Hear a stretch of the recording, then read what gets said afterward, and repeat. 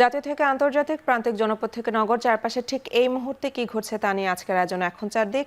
পুরো আয়োজন জুড়ে সঙ্গে আছে আমি মেহেরিন আনি। বাংলাদেশে জুলাই অভ্যুত্থানে মানবাধিকার লঙ্ঘন ও নির্যাতনের যেসব ঘটনা ঘটেছে তার বিচার ও তদন্ত প্রক্রিয়ায় জবাবদিহিতা নিশ্চিত করার পরামর্শ দিয়েছেন জাতিসংঘের মানবাধিকার বিষয়ক হাই কমিশনার ভলকার তুর্ক। বুধবার সুইজারল্যান্ডের জেনেভায় মানবাধিকার কাউন্সিলের অধিবেশনে সংক্রান্ত তথ্য অনুসন্ধান ও প্রতিবেদন উপস্থাপনের সময় এ কথা বলেন তিনি।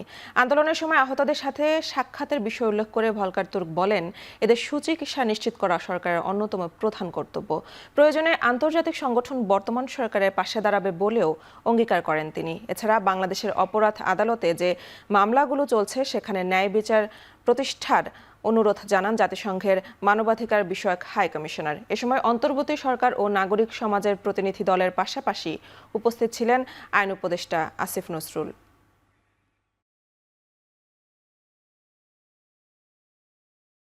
Of course, accountability is absolutely key, and we have seen it in so many other situations. Efforts have indeed begun. There are many cases lodged, including before Bangladesh's Domestic International Crimes Tribunal. Of course, it's always important to ensure that they fulfill due process guarantees, fair trial guarantees. গত 15 বছরের গুম, খুন সহ জুলাই আগস্টের গণহত্যা ও মানবতা বিরোধী অপরাধের বিচার কাজে সহায়তা দেওয়ার আশ্বাস দিয়েছেন মার্কিন দুই কূটনীতিক উইলিয়াম বি মাইলাম ও জন ড্যানিলোভিস। আন্তর্জাতিক অপরাধ ট্রাইব্যুনাল নিয়ে বিভিন্ন রকম অপপ্রচার রোধে সহযোগিতারও কথা জানিয়েছেন তারা। দুপুরে আন্তর্জাতিক অপরাধ ট্রাইব্যুনাল পরিদর্শন করেন তারা। তাদের সঙ্গে বৈঠক শেষে চিফ প্রসিকিউটর মোহাম্মদ তাজুল ইসলাম জানান, জুলাই গণহত্যা ও বিগত আওয়ামী লীগ সরকারের গুম খুন নিয়ে দীর্ঘদিন সোচ্চার ছিলেন তারা। ন্যায় বিচারের জন্য তারা পরামর্শ দেবেন। এদিকে গেল বছরের 5 আগস্ট গাজীপুরের কোনাবাড়িতে কলেজ ছাত্র হৃদয় হত্যা মামলায় ওসি আশরাফুল ইসলাম সহ 5 পুলিশ সদস্যের বিরুদ্ধে তদন্ত প্রতিবেদন দিতে 15 জুন পর্যন্ত সময় বেঁধে দিয়েছে ট্রাইব্যুনাল। কনস্টেবল আকরামকে জিজ্ঞাসাবাদের জন্য 11 মার্চ একদিনের সময় দেওয়া হয়েছে। বাইরের কারো বক্তব্য নিয়ে ট্রাইব্যুনালে অতিরিক্ত চাপ না দেওয়ার আহ্বান জানিয়ে চিফ প্রসিকিউটর বলেন, তাড়াহুড়ো করে বিচার কাজকে প্রশ্নবিদ্ধ করা যাবে না। কোনো রাজনীতিবিদের বক্তব্যের প্রভাব ট্রাইব্যুনালে পড়ছে না।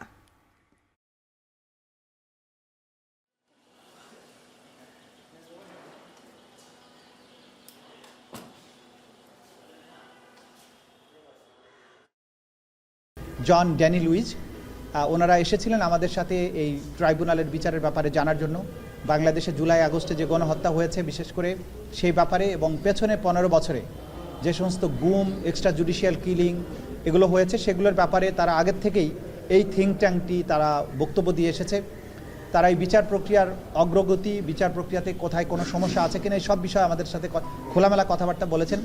তারা বলেছেন তাদের পক্ষে যতটুকু সম্ভব তারা বাংলাদেশে এই মানবতা বিরোধী অপরাধের বিচারের ক্ষেত্রে তারা সহযোগিতাও করতে চান, এবং সেই ব্যাপারে তাদের দিক থেকে যে সমস্ত পরামর্শের প্রয়োজন সেগুলো তারা দিয়েছেন। এবং তারা চান যে, তারা বলেছেন আমরা কারো পক্ষে না, আমরা সবসময় চাই মানুষের যে ন্যায় বিচার প্রাপ্তির অধিকার সেটা নিশ্চিত হোক। মানবতা বিরোধী অপরাধের জন্য শেখ হাসিনা ও তার দোসরদের বিচারের মুখোমুখি হতেই হবে বলে মন্তব্য করেছেন প্রধান উপদেষ্টা ডক্টর মোহাম্মদ ইউনূস। আন্তর্জাতিক আইন অনুসারে ভারত তাকে ফেরত দেবে বলেও আশা করেন তিনি।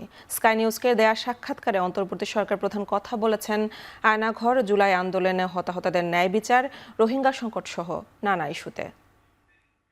She will stand trial, there's no doubt about that, because all the evidences are here. But she's not physically present in Bangladesh. So the question is, can we make her present in Bangladesh? That depends on India and also international law guiding all this system, how it works. So we'll be already asked India to hand over Hasina to Bangladesh to face the trial. We are trying. We cannot guarantee because we are a short-lived government.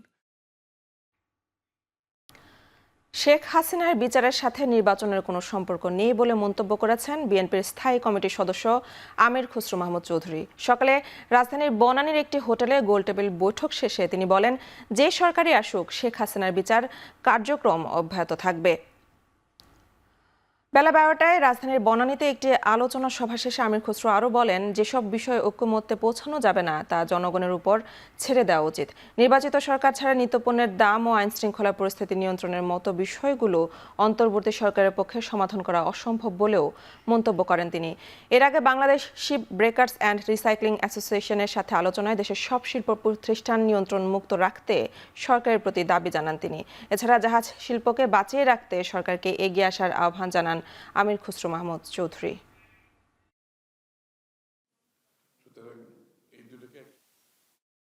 নিত্যপণ্যের দাম বলেন, আইন শৃঙ্খলা বলেন, বিভিন্ন সমস্যা যেটা প্রতিদিন আপনারা বলছেন এটা বেড়েই চলছে এবং এটা প্রতিনিয়ত রিপোর্ট হচ্ছে।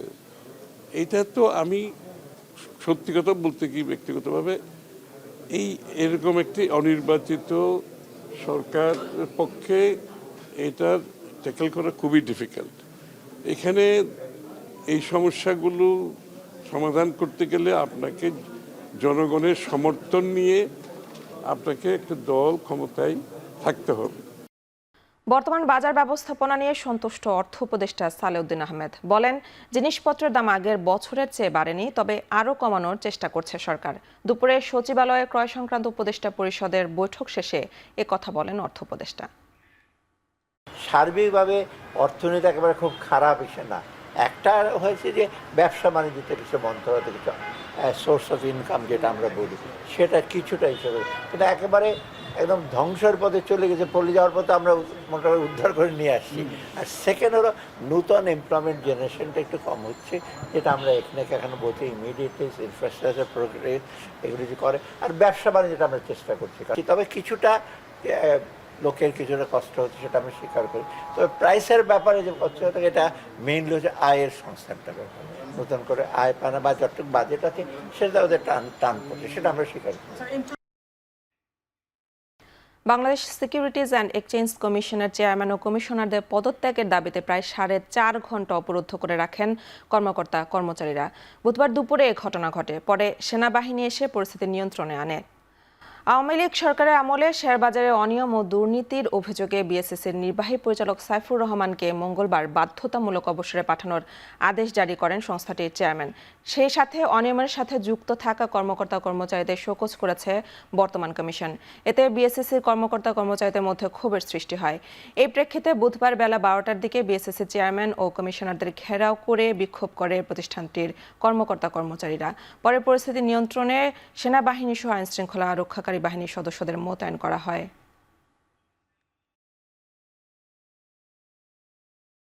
প্রধান উপদেষ্টার বিশেষ সহকারী হিসেবে নিয়োগ পেয়েছেন শেখ মঈনুদ্দিন এবং ফয়েজ আহমেদ তোয়েব। তাদের প্রতিমন্ত্রীর পদমর্যাদা দেওয়া হয়েছে। মন্ত্রিপরিষদ বিভাগের জারি করা প্রজ্ঞাপনে বলা হয়, শেখ মঈনুদ্দিন সড়ক পরিবহন ও সেতু মন্ত্রণালয় এবং ফয়েজ আহমেদ তোয়েব ডাক, টেলিযোগাযোগ ও তথ্য প্রযুক্তি মন্ত্রণালয়ের দায়িত্ব পালন করবেন। বিশেষ সহকারী থাকাকালীন তারা প্রতিমন্ত্রীর পদমর্যাদায় বেতন ভাতা ও আনুষঙ্গিক সুবিধা পাবেন। ডাক, টেলিযোগাযোগ ও তথ্য প্রযুক্তি মন্ত্রণালয় রয়েছে খোদ প্রধান উপদেষ্টার হাতে, আর সড়ক পরিবহন ও সেতু মন্ত্রণালয়ের দায়িত্বে আছেন উপদেষ্টা মোহাম্মদ ফাউজুল কবির খান। নতুন দুজনকে নিয়ে প্রধান উপদেষ্টার বিশেষ সহকারী হলেন মোট 5 জন। এইচটি ইমামের ছেলের প্রাক্তন স্ত্রীর বাসায় তল্লাশের নামে ভাঙচুর ও লুটপাটের ঘটনায় গ্রেফতার 3 জনকে কারাগারে পাঠানোর নির্দেশ দিয়েছেন আদালত। আজ দুপুরে তাদের গ্রেফতার করা হয়। মঙ্গলবার রাত 11টার দিকে গুলশান 2-এর 81 নম্বর সড়কের কনকর্ড কটেজের দিকে মিছিল নিয়ে যায় বিক্ষুব্ধ জনতা নামে একদল মানুষ। মুহূর্তেই বাড়ির প্রধান ফটক ভেঙে প্রবেশ করেন তারা। এরপর 5 তলার ফ্ল্যাটে প্রবেশ করে আলমারি, ওয়ারড্রপ, লাগেজ থেকে শুরু করে সবকিছু তল্লাশি করে তারা। বাড়িতে প্রবেশকারীরা জানান, ফ্ল্যাটে এইচটি ইমামের ছেলের অবৈধ টাকা রাখা আছে জেনে এসেছেন তারা। আইন শৃঙ্খলা বাহিনী ছাড়া বাড়িতে প্রবেশ নিয়ে কোনো সদুত্তর দিতে পারেনি তারা। প্রধান উপদেষ্টার প্রেস উইং জানিয়েছে, তানভীর ইমামের সাবেক স্ত্রীর বাসায় হামলার জন্য মব সৃষ্টির পেছনে ছিল ওই বাসার সাবেক কেয়ারটেকার শাকিল আহমেদ। বাসায় 200 থেকে 300 কোটি টাকা পাওয়া যেতে পারে এমন তথ্য দিয়ে তিনি সেখানে তল্লাশি চালাতে উস্কানি দেন। এই ঘটনায় গ্রেফতারকৃতরা হলেন শাকিল আহমেদ, জুয়েল খন্দকার ও তার ছেলে শাকিল খন্দকার। রাজধানীর গাবতলীতে বেড়িবাঁধ থেকে বিজিবি মার্কেট পর্যন্ত ইট বালু পাথরের আড়ত সহ আশেপাশের অবৈধ দখল উচ্ছেদ করতে অভিযান পরিচালনা করেছে ঢাকা উত্তর সিটি কর্পোরেশন। সকালে গাবতলী বেড়িবাঁধ হতে বিজিবি মার্কেট পর্যন্ত ইট বালু পাথরের গদি সহ আশেপাশের 30টিরও বেশি আড়ত, দোকানপাট, রেস্তোরাঁ বুলডোজার দিয়ে গুড়িয়ে দেওয়া হয়। ক্ষতিগ্রস্তদের অভিযোগ, বিনা নোটিশে তাদের স্থাপনা ধ্বংস করা হয়েছে। এ সময় তারা সরকারের কাছে ক্ষতিপূরণ দাবি করেন। তবে অভিযান পরিচালনাকারী সংস্থা ডিএনসিসির প্রশাসক মোহাম্মদ এজাজ বলেন, অনেক বছর ধরে অবৈধ ইজারাদারদের কাছ থেকে ভাড়া নিয়ে ব্যবসা করছিলেন স্থানীয়রা।